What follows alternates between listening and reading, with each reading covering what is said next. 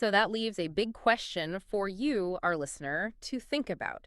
Okay, so let's try and tie these threads together from this deep dive. We've seen how military actions on the ground, like in Ukraine, get starkly confirmed by things like mass evacuation orders. Yeah, the human cost validates the military reports. Yeah. And then you see this ruthless pragmatism where historical alliances like Russia's with Assad and Syria are just jettisoned when core strategic assets are at stake. A real interest over ideology approach there. Then contrast that with the sheer humanitarian horror in Sudan, driven by local actors in a brutal power struggle, almost disconnected from those great power games. And then layered on top, you have this highly personalized, ideology-driven foreign policy approach, like the U.S.-Argentina example, where aid and threats are tied to philosophical alignment rather than concrete national interest. Exactly. So you see these two competing drivers in global affairs right now, highlighted really well in today's sources.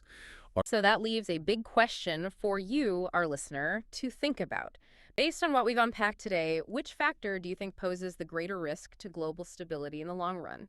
Necessity versus ideology, which is the bigger danger? Something to consider until our next deep dive.